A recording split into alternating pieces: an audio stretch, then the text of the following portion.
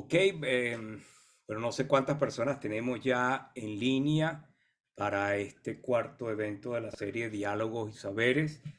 Em, Vamos a esperar un ratito que la gente vaya entrando y daremos comienzo entonces a la actividad. Ya veo que la gente se va sumando aquí. Vamos a esperar un par de minutos que la gente se vaya conectando.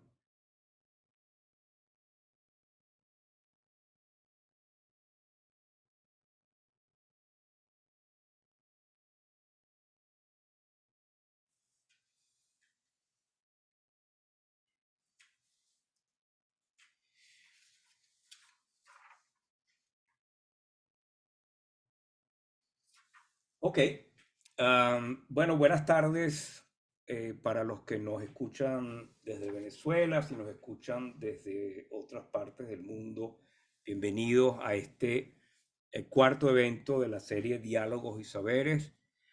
Primero, quiero agradecer a Caroline Fauché del Centro de Investigación y Educación sobre Derechos Humanos de la Universidad de Ottawa, quien colabora conmigo en la realización de esta serie. También quiero agradecer, I would like to thank, we have two interpreters today, Catherine Kleshman and Valeska Dykes.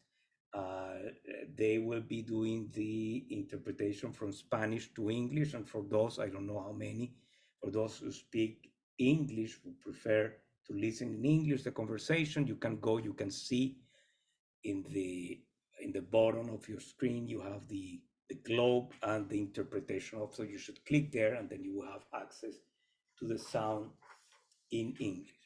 Hoy vamos a hablar de un tema, obviamente, que es extremadamente importante porque estamos viviendo de forma acelerada cambios dramáticos, podríamos decir, en el mundo debido a la tecnología digital, a los algoritmos, a la inteligencia artificial. Yo llamé esta conversión "El futuro está aquí", porque está aquí, esa es la realidad. Tecnologías digitales y cambio social en Venezuela. Y la premisa básica de esta conversación que vamos a sostener hoy es que, a pesar de muchas de las limitaciones y problemas que existen en Venezuela, las tecnologías de información y comunicación, los algoritmos, inteligencia artificial, las redes, están cambiando la forma en la que hacemos prácticamente todo, la forma en la que trabajamos, consumimos información, nos divertimos, nos relacionamos con otras personas, la forma incluso de hacer política, la forma en la que pensamos sobre la salud pública. Y vamos a conversar sobre todo enfocándonos en qué está ocurriendo en Venezuela y qué es lo que podemos esperar. Para ello cuento con la participación de dos distinguidos profesores. Primero, la profesora Judith Barrios Albornoz, del Departamento de Computación de la Universidad de los Andes en Mérida, en Venezuela. La profesora Albornoz es ingeniero de sistema de la misma Universidad de los Andes, con un máster en sistemas de información por el ITESM, por el Instituto Tecnológico de Monterrey en México. Tiene un diploma de études approfondies, dirían en Francia, en teoría ingeniería de bases de datos, y un doctorado también en Francia en informática de la Universidad París I Panthéon Sorbonne. Fue profesora durante más de 10 años, profesora e investigadora invitada en esa misma Universidad París I, también en el Conservatorio Nacional de Artes y CAF, o profesiones, durante los años 2017, 2018 y 2019, y es coautora de un libro que entiendo recibió un premio y que ha sido usado como libro de referencia en ese campo, que se llama Fundamentos de la Ingeniería del Software, un enfoque basado en procesos.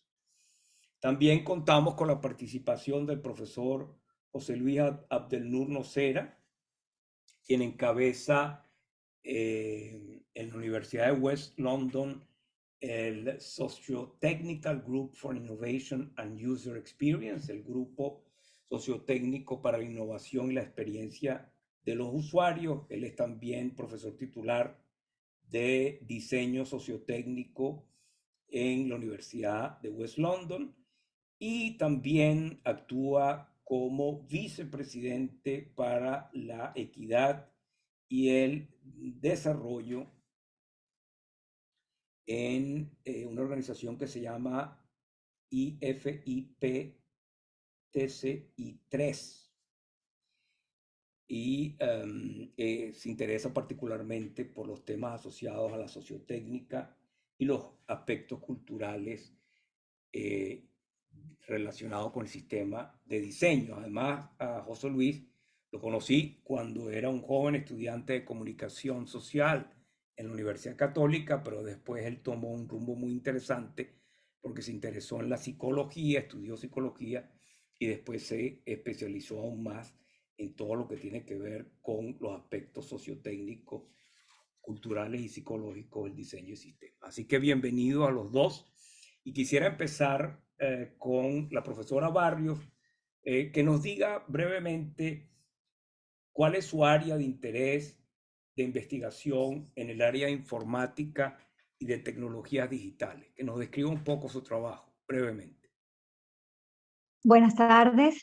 Bueno, antes que nada quiero agradecer muchísimo la invitación, profesor Isaac Naum Selfati, por esta oportunidad de participar en este conversatorio tan interesante de diálogos y saberes para explorar un poco sobre la importancia potencial que tienen las tecnologías de información y comunicación en el futuro inmediato de nuestro país.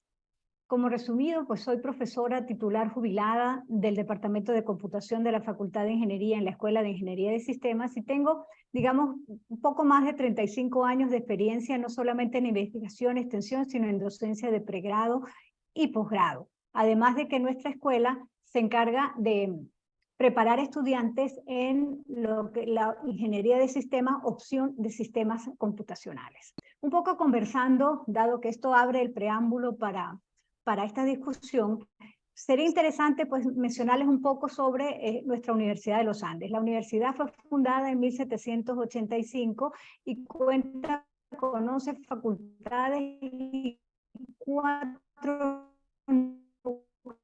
que están ubicados en Táchira y Trujillo. Estadísticamente no tenemos los datos precisos, pero normalmente teníamos hasta 60.000 estudiantes en toda la universidad y hoy día contamos al menos con la mitad.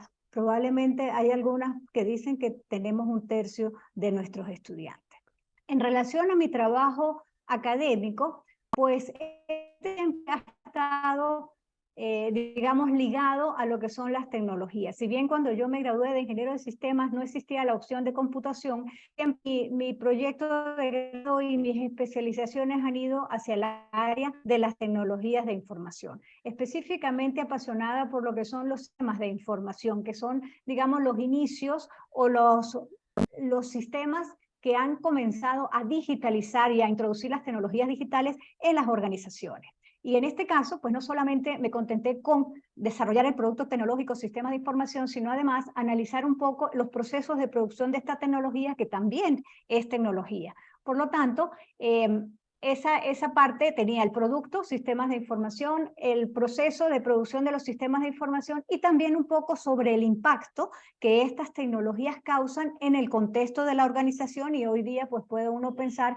en los sistemas en general. Mi formación es de ingeniería de sistemas, por lo tanto, mi visión del mundo es sistémica. Quiere decir que nada está aislado, todo tiene una repercusión de alguna manera en todos esos elementos con los cuales interactúa y se relaciona. Por eso es que la parte, digamos, de impacto, no solo a nivel del trabajo, a nivel de procesos, a nivel de objetivos de las organizaciones, sino también en el individuo mismo que está desarrollando las tareas. Ok, muchas gracias. Esta rápida evolución. ¿Listo? Sí, adelante, adelante. Esta rápida evolución de las tecnologías pues me ha ido, digamos, llevando por rumbos que justamente se ajustan hoy a lo que se llama la transformación digital o lo que se llama la digitalización de las organizaciones.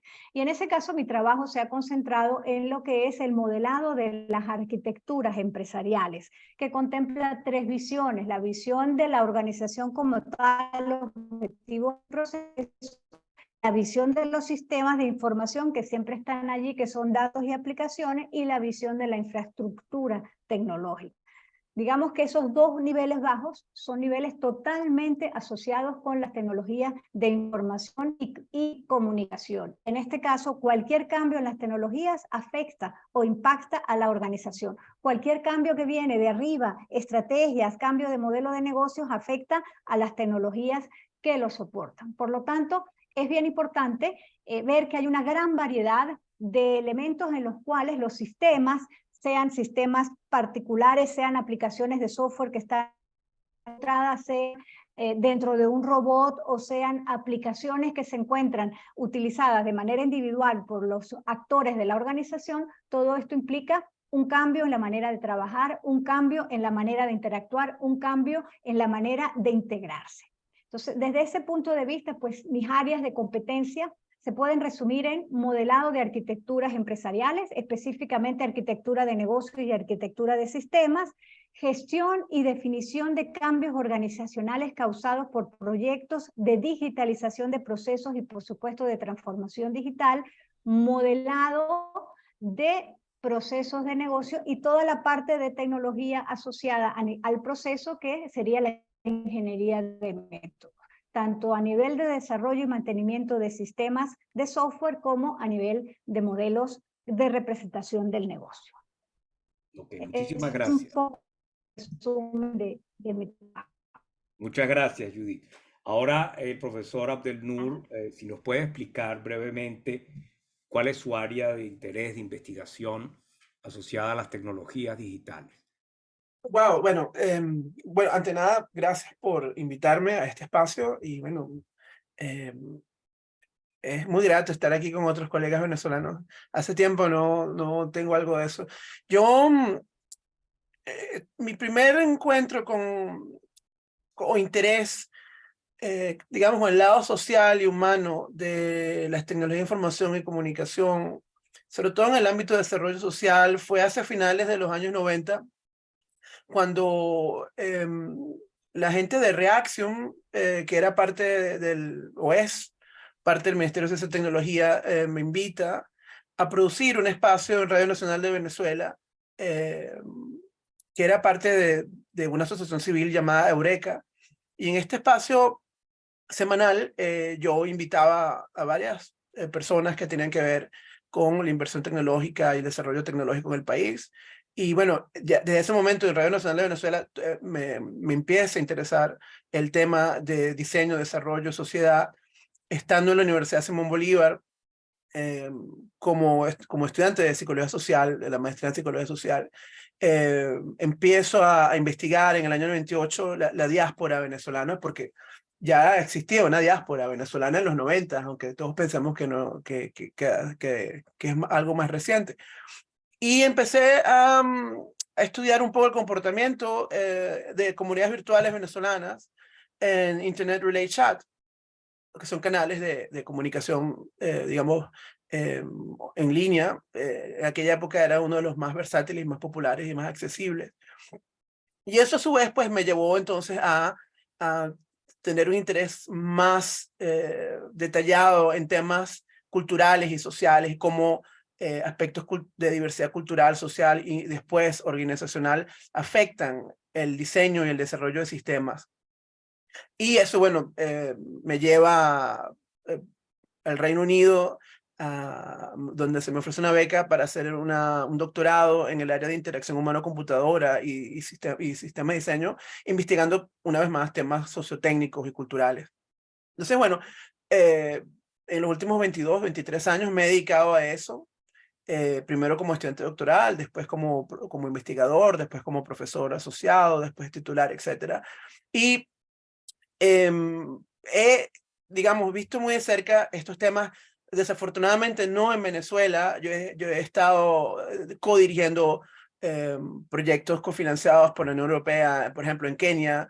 También he tenido alguna intervención en India, Namibia. Y bueno, y puedo ver, digamos, paralelismos entre estas iniciativas de lo que es, digamos, el desarrollo tecnológico en estos países y lo que se ha intentado hacer en Venezuela en estos últimos años. De hecho, yo estuve vinculado un poco al proyecto Infocentros hace finales de los 90 y bueno, después, digamos, el último contacto que tuve con ellos fue en el 2001 y después no volví. Entonces, claro, digamos, me he dedicado a esto. Después me involucro con la UNESCO, lo que llamamos IFIP o IFIP, que es la Federación Internacional para el Procesamiento de Información, y me involucro con ellos a promover el tema del diseño humano, de interacción humano-computadora, con el Comité Técnico 13, el TS13, donde actualmente soy, como dijo Isaac, el vicepresidente para todo lo que tiene que ver igualdad y desarrollo, y soy el delegado, represento al Reino Unido, porque la Sociedad de Computación Británica pues digamos, me nombró, es algo así como las Naciones Unidas de la Tecnología de Información, algo así. Entonces, bueno, eso ha sido mi discurrir en estos últimos 20 años, y he estado involucrado en distintos tipos de proyectos, en distintos tipos de dominios, en salud, en educación, en agricultura, y bueno, a propósito de esta entrevista, me obligué a hacer una tarea y ver, digamos, temas venezolanos de estos últimos 10 años y qué ha pasado en ese sector para, bueno, para poder dar mi visión, ¿no? De lo que yo pienso está pasando. No, quizás no iré a fijar una posición, pero de alguna manera puedo dar algunas herramientas para evaluar lo que ocurre en Venezuela, que debo decir, no es disímil de lo que está pasando en otros países. O sea, no nos sintamos que, bueno, lo que pasa en Venezuela es algo único y terrible, pero yo pienso que en términos de lo que son proyectos de desarrollo social y de las tecnologías de información, lo que ocurre en Venezuela es muy similar a otros países de la región y del sur global, debo decir. Pero bueno, hasta aquí, esto es lo que tengo que decir por ahora. Gracias. Gracias, José Luis. Para entrar un poco en tema, voy a compartir una caricatura que me pareció muy buena de Anna Black, que hace unos trabajos excelentes, que refleja con una imagen y con pocas palabras lo que muchos pensamos de lo que ocurre en Venezuela. Lo voy a leer simplemente para las traductoras, y así no fue con la natural, se está refiriendo a la inteligencia. No me atrevo a pensar cómo irá a ser con la inteligencia artificial. Y lamentablemente vemos allí al mapa de Venezuela, todo roto, resquebrajado, etcétera, etcétera. Y esto me sirve un poco para entrar ya de lleno a la conversación con los profesores Barrios y Abdelnur Nocera sobre la situación que se vive hoy en Venezuela con respecto al acceso a las tecnologías de información y comunicación, y cuál es la situación con respecto al uso de estas tecnologías en áreas como la investigación científica, o como nos hablaba la profesora Barrios, la gestión de empresas, o la educación, o la salud. Yo quisiera empezar con la profesora Barrios, que nos diga un poco cuál es la situación en este momento con respecto al acceso a la tecnología digital y a su uso en áreas tan importantes como las que yo vengo de mencionar. Bueno, perfecto. Justamente esa es mi percepción, ¿no? Entonces, para justamente dar mi punto de vista, pues sería importante un poco, a lo mejor, recordar que las tecnologías, específicamente las tecnologías digitales, pues están asociadas con formatos digitales, pero la tecnología en general puede ser un artefacto, puede ser un proceso que lo que se busca es que solucione un problema, que solvente una situación particular, que facilita o habilita la ejecución de una cierta tarea y la manera de hacerlo, sin necesidad de saber cómo está hecho. Si bien la tecnología está basada en conocimiento científico, pues facilita la tarea con estos artefactos donde podemos repetir y hacer diferentes cosas sin necesidad de tener una operación, digamos, especializada. Es bien importante para hablar de qué es la situación de Venezuela, del acceso a la tecnología, es especificar que toda tecnología normalmente está elaborada con una intención predefinida. Por lo tanto, esa realidad hace que la tecnología tenga una cierta estructura y que tenga definido un uso particular. La idea de la mayor parte de la tecnología es facilitar la vida del individuo, de la sociedad, de las empresas, y por supuesto paliar o aminorar esos impactos o digamos efectos negativos que pudiera causar el uso de la tecnología. No vamos a entrar en detalles con respecto a todos los efectos psicológicos, mentales, etcétera, que trae el uso indiscriminado de la tecnología. Ni tampoco vamos a tocar un poco el punto de el mal uso de la tecnología. Vamos a entrar simplemente pensando que la tecnología está hecha y que pensando en ese, pues vamos a ver cómo hacemos para aprovechar al máximo esa tecnología. Entonces allí a mí me gustaría mencionar dos cosas importantes. El acceso a la tecnología tiene que ver con el tener la tecnología y el saber utilizarla. Son dos puntos bien importantes. El tener la tecnología disponible, pero para tener la tecnología disponible, pues uno tiene que saber que existe la tecnología. Y la otra cosa es saber utilizarla. Significa que normalmente debemos tener una capacitación, un conjunto de habilidades y competencias para poder realmente sacar provecho de esa tecnología preestablecida. Entonces, en Venezuela o en cualquier país, cuando se dice acceso a la tecnología, tener la tecnología implica, sea que la compro, sea que la alquilo, sea que la produzco y luego la implanto dentro de un contexto particular. Si una vez que está implantada la tecnología la quiero utilizar, ya tengo el objetivo predefinido para lo cual fue hecha, pero tengo que saber cómo aprovechar esas características para operarla y para poder utilizar esas competencias y explotarlas adecuadamente. Es bien sabido que, y ustedes ya lo introdujeron un poco, que las tecnologías, no solo la digital, sino cualquier tecnología, está ligada a la mejora de los procesos, al manejo de los recursos, tanto de producción como de planificación, etcétera, dentro de un país. Hay numerosos estudios que muestran las aplicaciones de las tecnologías en el manejo de recursos, la manufactura, la explotación agrícola, el transporte, la vialidad, los procesos educativos, etcétera. Como yo vengo del área de la educación, pues yo me enfocaré un poco en describir la situación actual que yo percibo en mi Universidad de los Andes y en mi experiencia docente a lo largo de todos estos años. Yo les traigo dos casos. El caso de la ULA en Mérida con nuestra carrera de Ingeniería de Sistemas, opción Sistemas Computacionales. En este caso, si hablamos de acceso, yo pudiera decir que la primera parte, que es tener la tecnología, estamos mal, estamos graves, porque tenemos tecnología que hace más de 10 años que no se renueva y que no se actualiza. Por lo tanto, no tenemos la primera parte del acceso a la tecnología para la enseñanza, para los laboratorios, inclusive simplemente para la comunicación a través de los servidores, el correo de internet, etc. En ese sentido, entonces, los profesores nuestros y los estudiantes que aún nos quedan, porque tenemos más de la mitad de los estudiantes que han partido, y la mayoría de nuestros profesores se ha jubilado y se ha ido. No hay posibilidades de actualizar a los estudiantes en el saber utilizar la tecnología. Ni siquiera podemos asegurar que el estudiante puede comprender el saber que existe una determinada tecnología. ¿Cómo estamos haciendo hoy día en la Universidad de los Andes? Pues a raíz de la pandemia, pues mucha situación cambió, pero son los profesores con sus recursos propios, con sus accesos a internet, que han logrado dar sus clases virtuales, poner a disposición y preparar sus contenidos digitales para poder que los estudiantes puedan no solo estudiar, presentar sus evaluaciones, sino además avanzar en ese proceso de formación que tienen.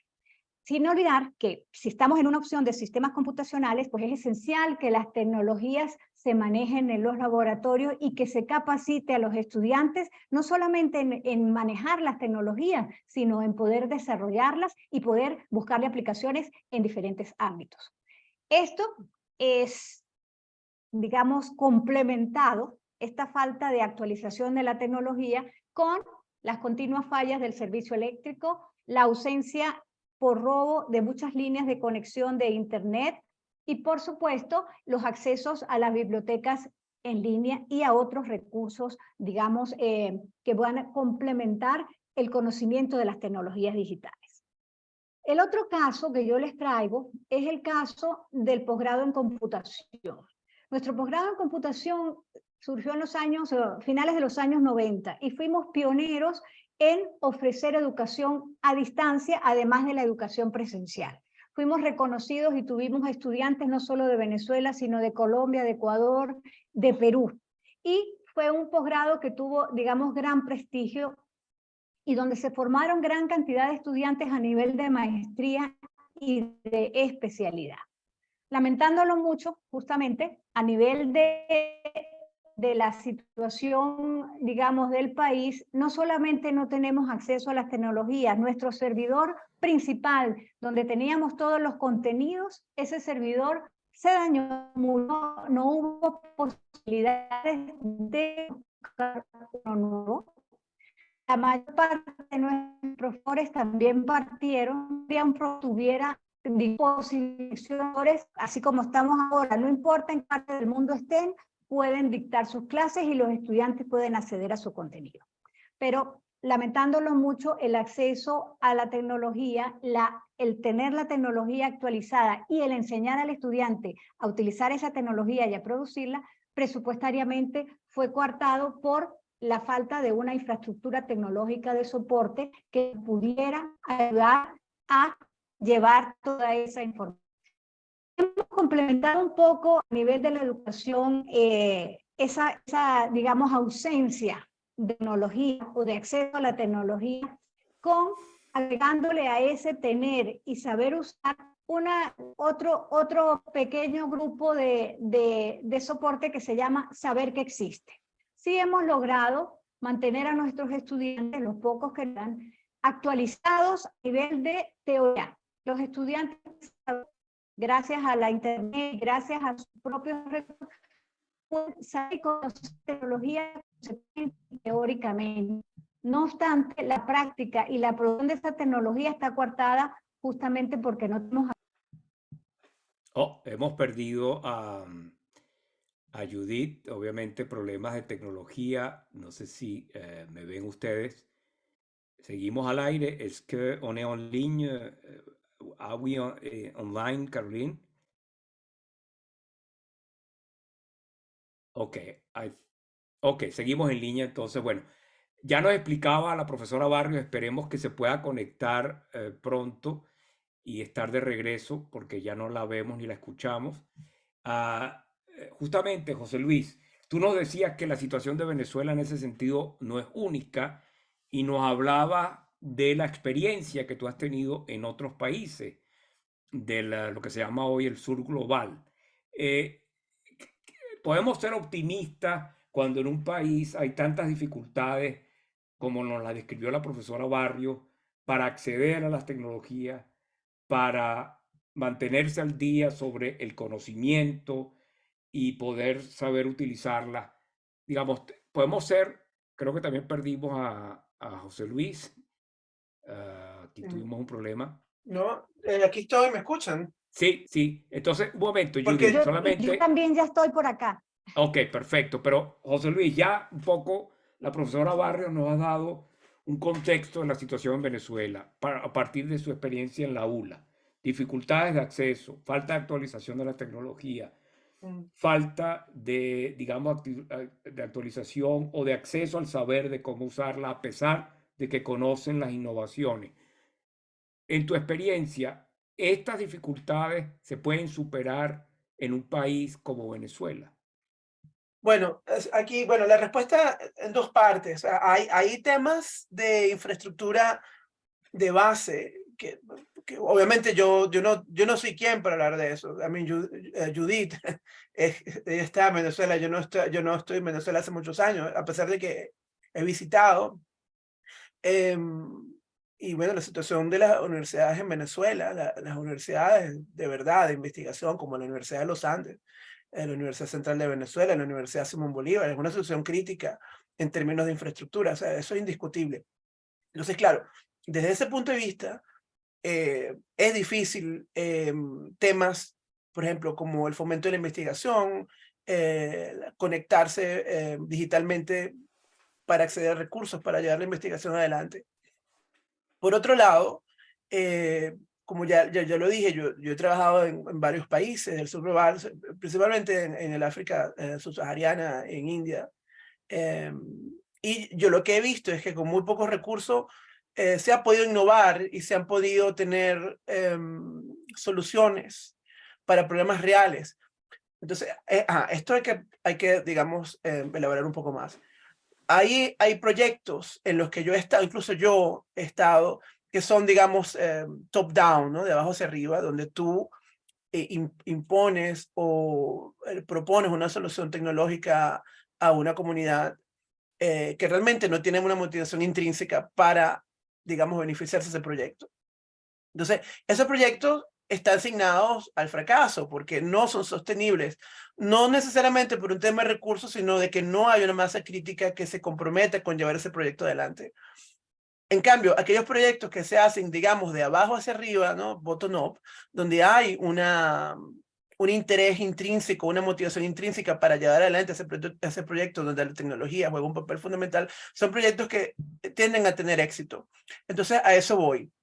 El ejemplo que les quiero dar es ejemplo de M-Pesa, M-P-E-S-A, que es el sistema de pagos móviles que se empieza en Kenia, en Sudáfrica, en Botswana, hace como, yo diría, unos 15 años atrás, donde no hay, o no había, o no hay una red bancaria, digamos, en estos países importante que pueda permitir la transferencia de dinero, digamos, de familiares trabajando en las ciudades a sus familiares viviendo, digamos, en zonas más rurales o más remotas.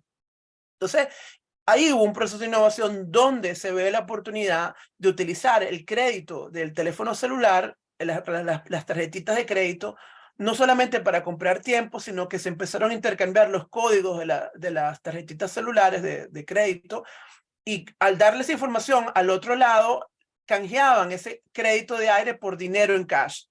Entonces se dieron cuenta que había una oportunidad en países donde no existía una infraestructura de datos para las transacciones bancarias, y entonces se desarrolla a raíz de esto el proyecto M-Pesa, y hoy en día es una de las principales formas de pago móvil en África, y eso una vez más tuvo tanto éxito que después se expande a Europa, ¿verdad? Y a otros países.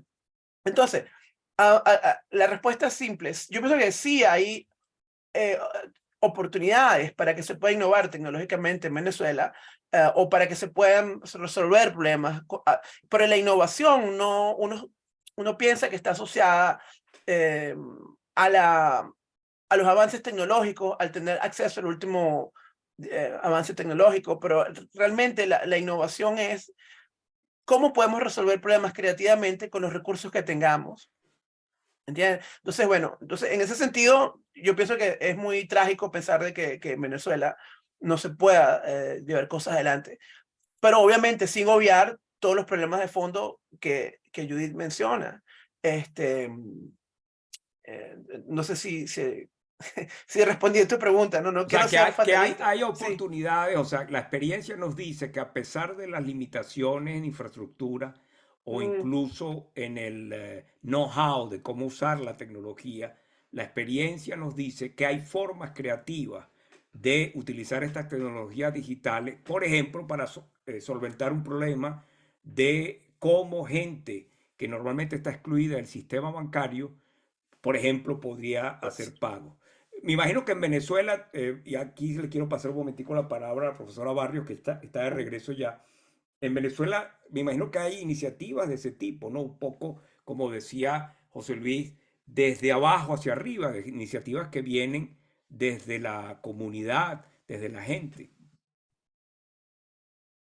Adelante, Sí, profesor. bueno, esa fue la parte que se cortó, buenas tardes, esa fue la parte que se me cortó cuando se fue la internet, que además, como dices, es un servicio alternativo que tengo, ¿no? O sea, hoy día sí hay alternativas para paliar un poco esos problemas de acceso a la tecnología. Las personas buscan ideas, ¿no? Me hizo acordar un poco, no lo había notado acá. Aquí en Venezuela también se utiliza el pago móvil en todos los sentidos. Ya los puntos de los bancos ya muchas veces no son, digamos, esenciales. Hoy día hay conexiones inalámbricas a través del uso de los datos del teléfono celular. Entonces la gente puede solamente a través de su teléfono, sino que además hay dispositivos que se conectan con los datos de los teléfonos. Sí, es cierto que en muchos países se buscan utilizaciones o segundos usos a cierta tecnología para paliar problemas o para solventar problemas ocasionados por cierta tecnología.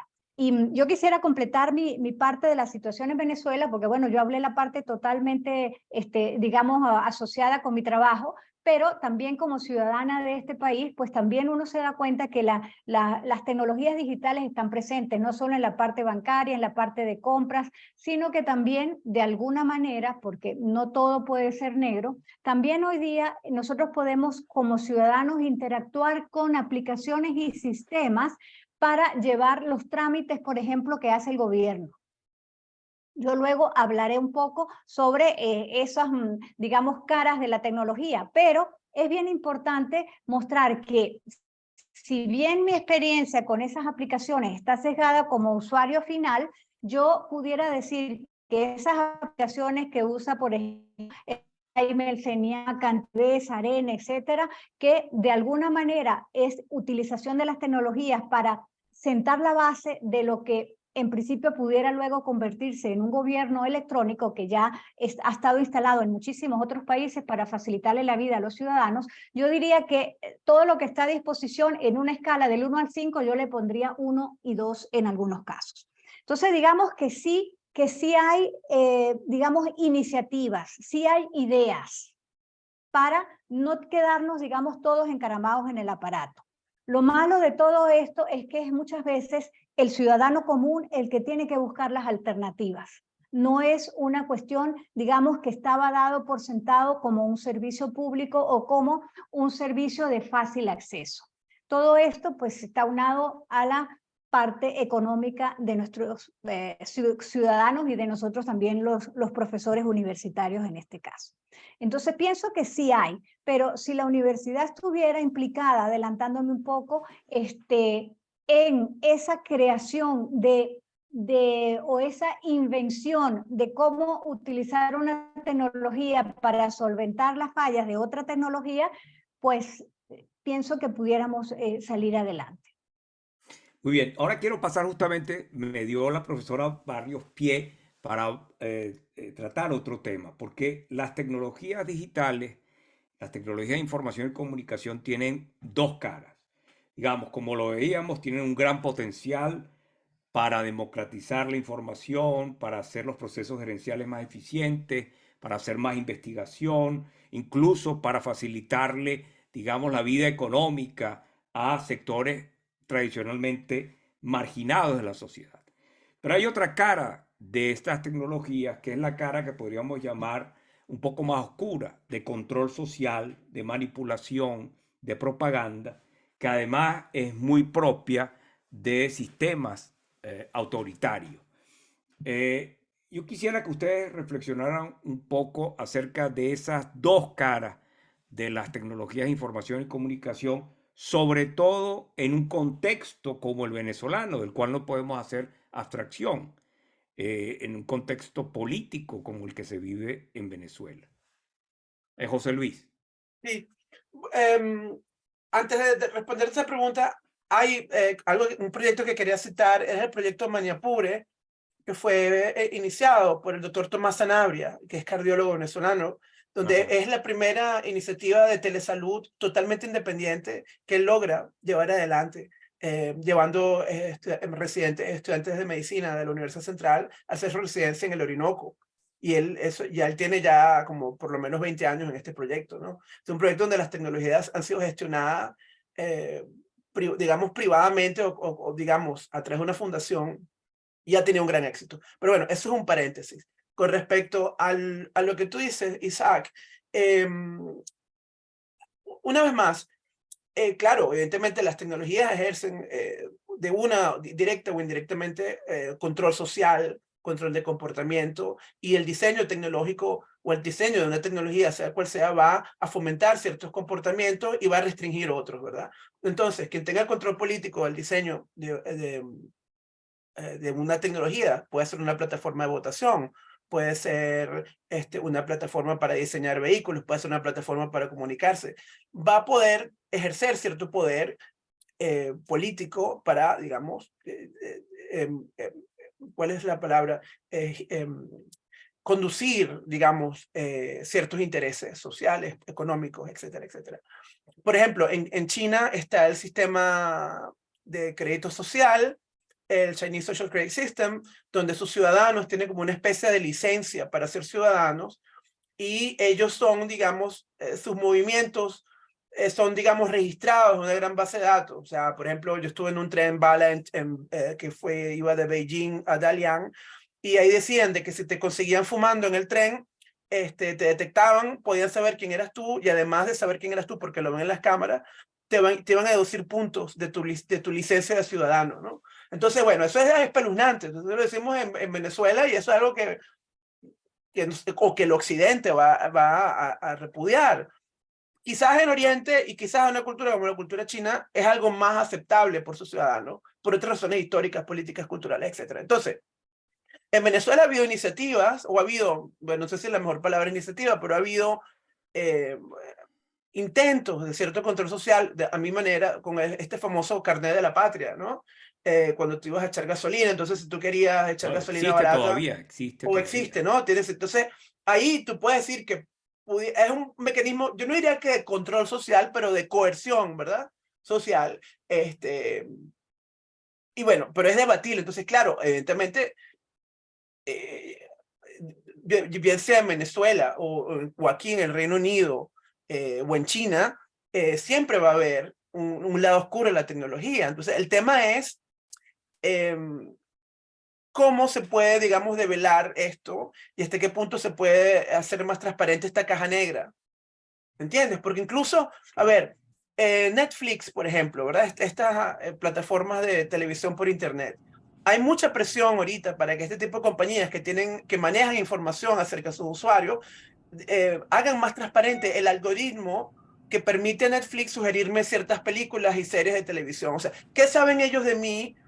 ¿Por qué ellos me sugieren esto? Claro, uno naturalmente piensa, bueno, es por mí, por lo que yo he visto en la misma plataforma, ellos me dan sugerencias, pero no solo es eso, ellos tienen otra información acerca de mi perfil de usuario que ellos utilizan. Entonces, bueno, está ya el tema ético, ¿verdad? Que es lo que yo hablo, no yo, la comunidad en diseño se habla es el intercambio de valor ético, donde el principio es, si yo le doy, por ejemplo, me gusta en Facebook, en Instagram, esa acción de ese me gusta tiene mucho más valor para Meta, que es la compañía que hace esto, que para mí como usuario.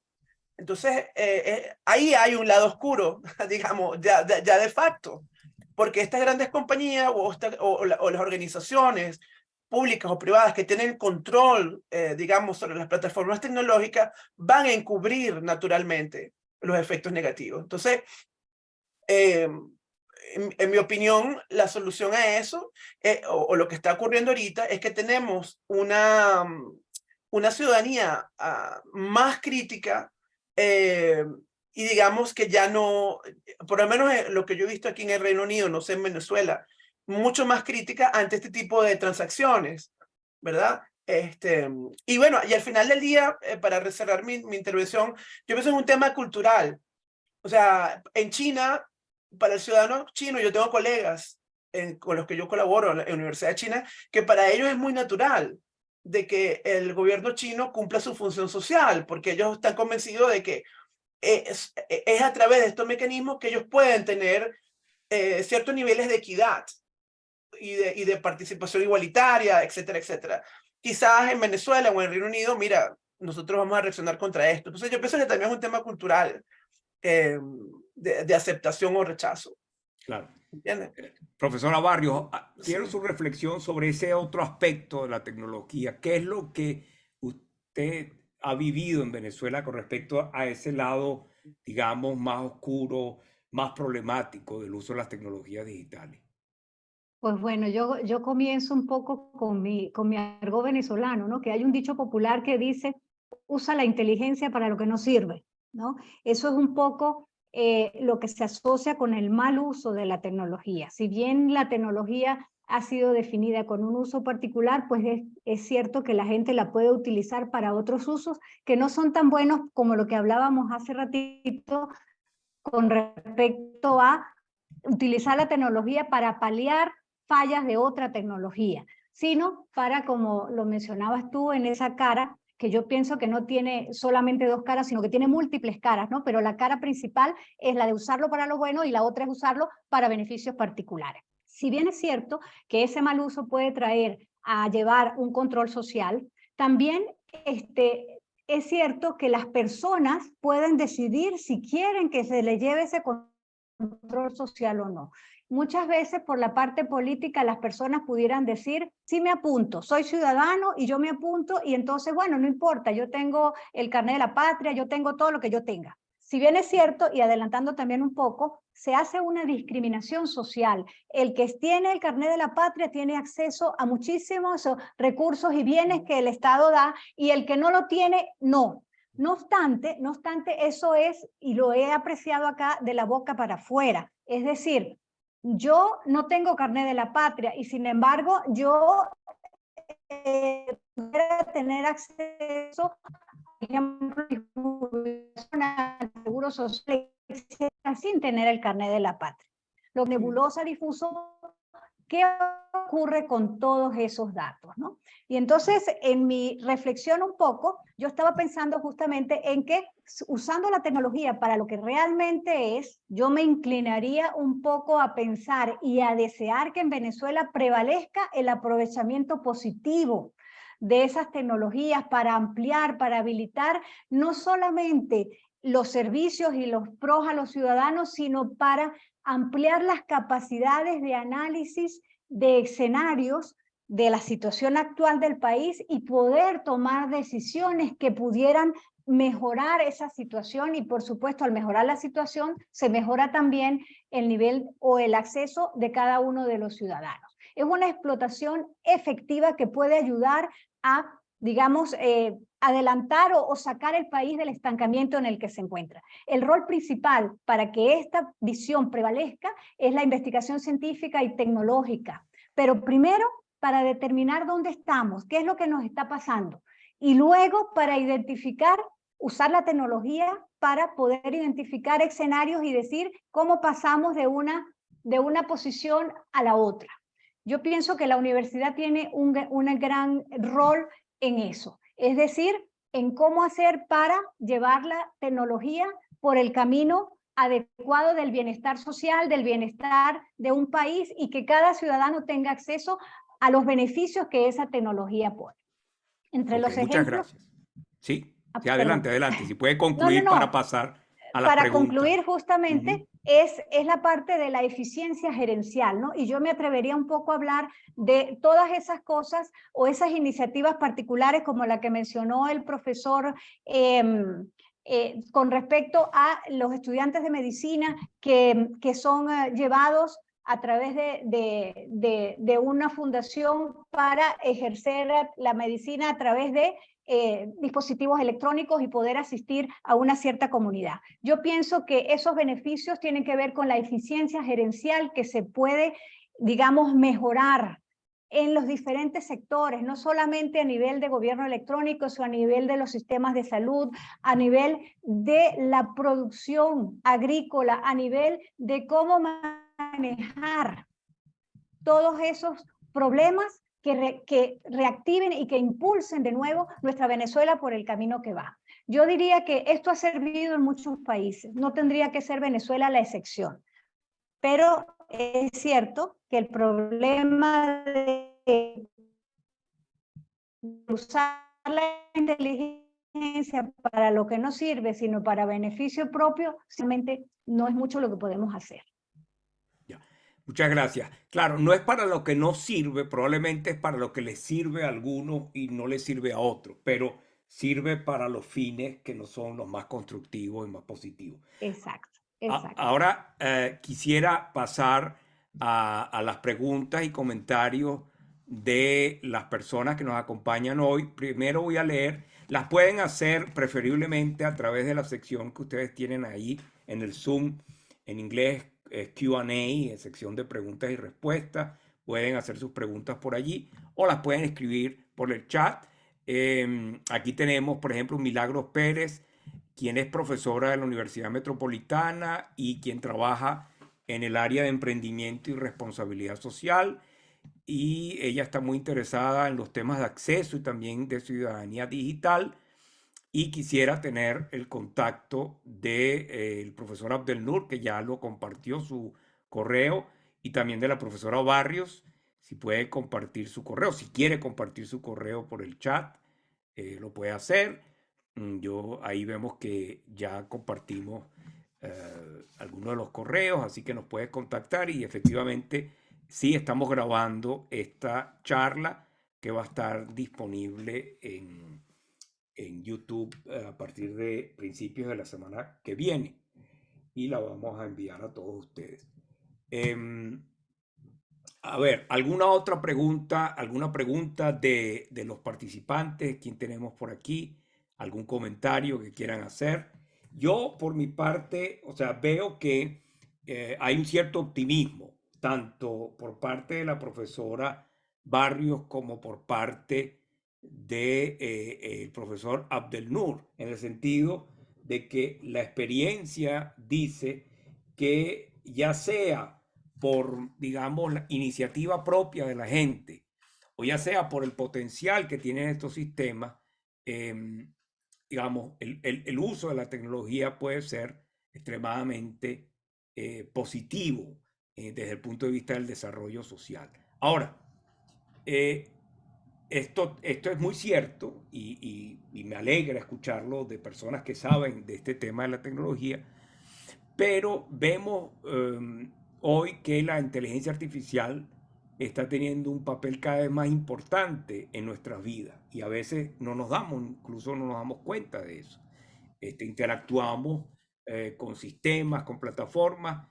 A veces pensamos que incluso estamos interactuando con una persona y realmente lo estamos haciendo con lo que se llama un bot, etcétera, etcétera. Yo quisiera una reflexión de los dos en ese sentido. Digamos, con la sofisticación de esta tecnología, con la preponderancia que la inteligencia artificial está adquiriendo en todos los campos de la vida. ¿Qué podemos esperar en ese sentido?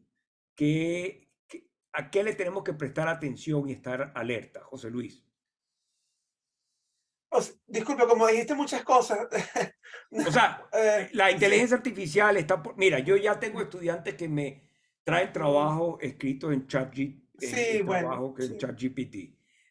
Pero está en todas partes. Eso es un solo ejemplo. ¿Cuál es la posición de un ciudadano, digamos, frente a eso? ¿Cuál debería ser? ¿A qué deberíamos nosotros prestarle atención en ese sentido?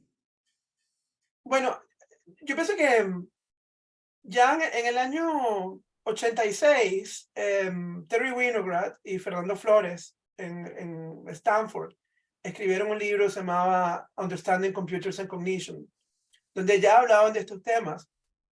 Y yo pienso que lo que ellos dijeron en ese momento, esto había vigente 30 años más tarde, 20, sí, ¿cuánto? Del 86 al 23, imagínate, son como 30 y pico años más tarde, que es que básicamente la inteligencia artificial o las computadoras no tienen la capacidad de discernir y dar sentido a la acción y a la toma de decisiones que últimamente son humanas. Claro, una inteligencia artificial puede calcular, tiene un poder de cálculo infinitamente superior al humano y un poder, y son mucho más precisas, pero cuando nos enfrentamos a problemas complejos, la inteligencia artificial no tiene la capacidad de evaluar simultáneamente distintas cosas que ocurren en un contexto, por ejemplo, una circunstancia.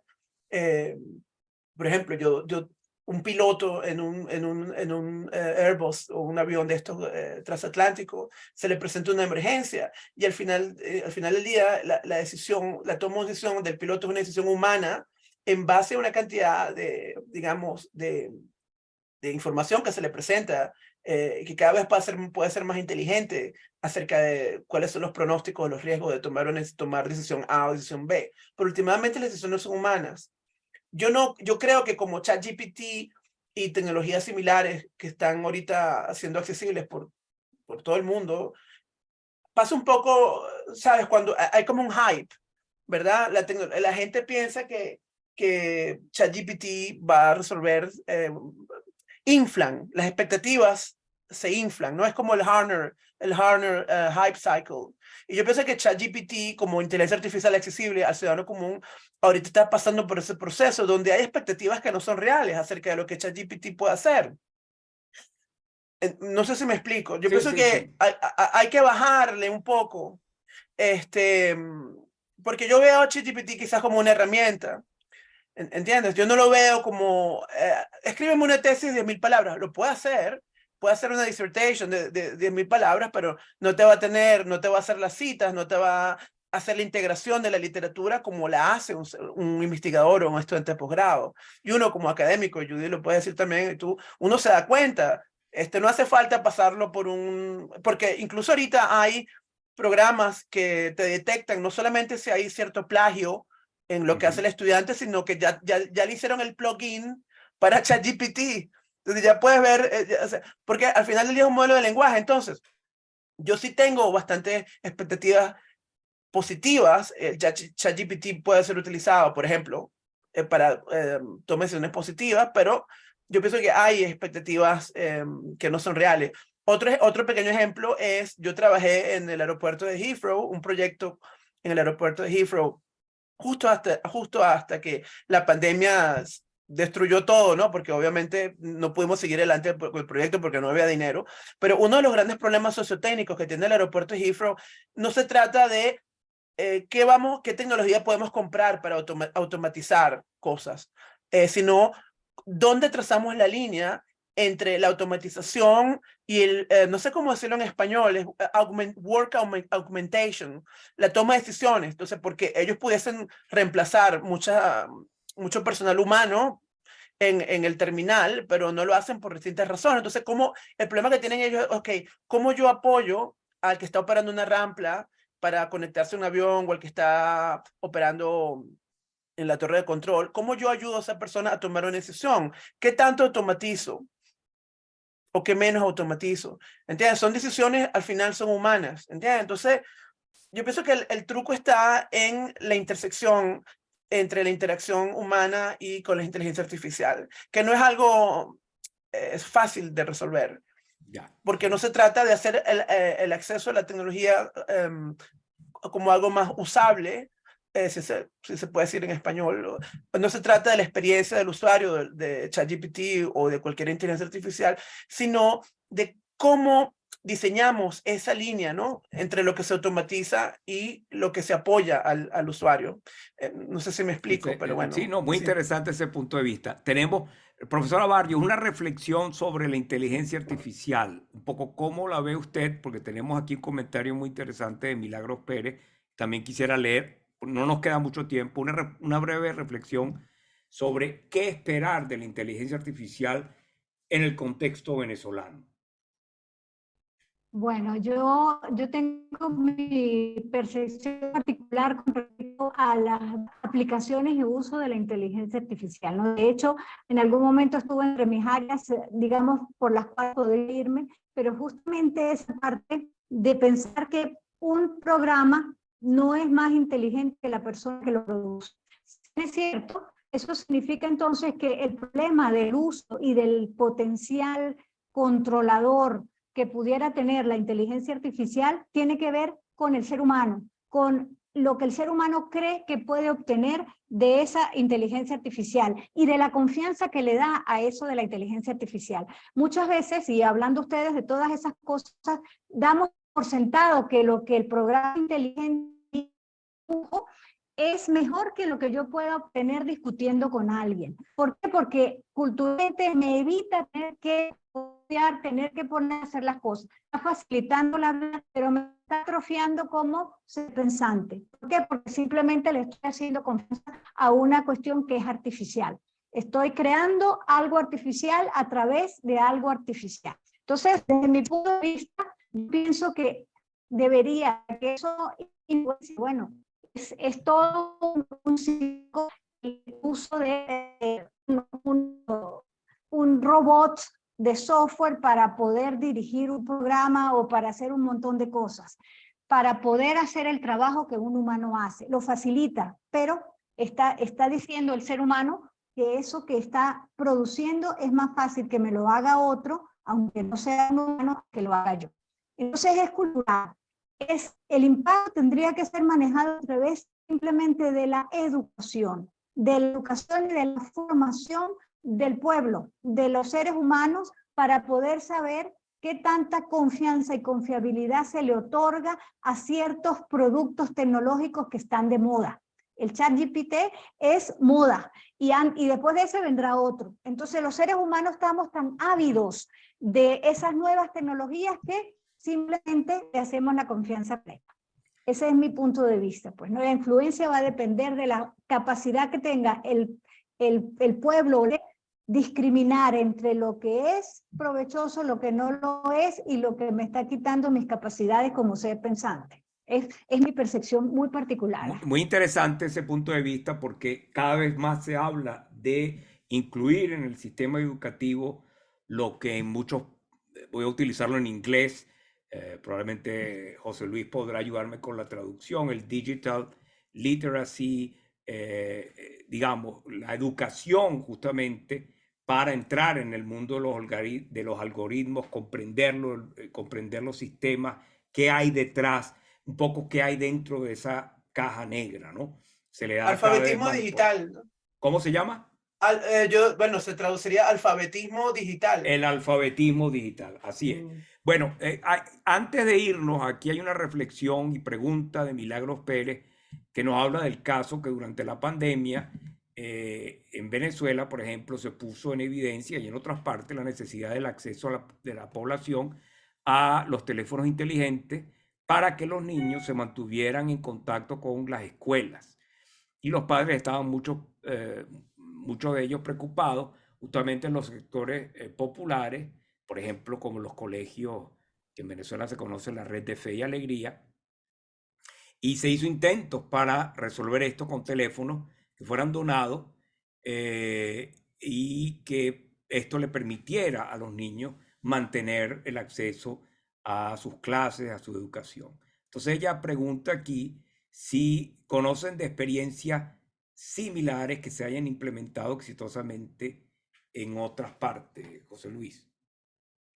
Bueno, o sea, ahí sí, claro, sí, pero como decía Judith, todo depende de qué tan organizada está la comunidad, pero hay experiencia. Por ejemplo, en México, unos colegas míos del TEC de Monterrey, nosotros publicamos un paper recientemente donde la comunidad del sector Campana de Altamira durante la pandemia recibió no solamente teléfonos celulares, sino equipos para una red local o hiperlocal que les permitió a ellos durante la pandemia compartir conocimientos para la formación de los muchachos de esa comunidad, digamos, que no es una comunidad que tiene necesidades, pues, cerca de Monterrey. Entonces, hay proyectos, sí, pero eso depende de la organización y que existe una motivación intrínseca, ¿no? Como ya lo decía antes. Claro. Pero se pueden movilizar recursos, ¿cómo no? Claro, exacto. A pesar de las limitaciones, la movilización de la comunidad puede hacer que se solventen muchos de esos problemas y de esas barreras. Bueno, muy bien, se nos acaba el tiempo. Les quiero agradecer a los dos. Sí, rapidito, la profesora Albornoz. No, solamente es un contraejemplo al caso este de los teléfonos. Yo viví la pandemia, me quedé un poco presa unos meses en Francia Y justamente el problema del acceso al material educativo, el que no tenía teléfono, no todo el mundo lo tiene, no solamente no tiene teléfono, sino no tiene internet, se solventó de la manera más sencilla. A través del correo postal normalito mandaban las tareas diariamente, ¿no? Interesante. Pero para eso hace falta que funcione el correo postal también. Allá funciona el correo Exacto, perfectamente. nuestro IPOSTEL no sé si sería tan eficiente. Pero bueno, muy bien, muchísimas gracias a la profesora Barrios, al profesor Abdelnur, muchas gracias a todas las personas que nos acompañaron. También quiero agradecer a nuestras intérpretes, a Valesca y a Catherine, y como siempre también a Caroline Fauché, quien colabora conmigo en esta serie de Diálogos y Saberes. Así que les deseo a todos y a todas un buen fin de semana y nos vemos en la el próximo evento de Diálogos y Saberes. Hasta pronto y que estén bien. Hasta luego. Muchísimas gracias. Saludos. Saludos. Saludos.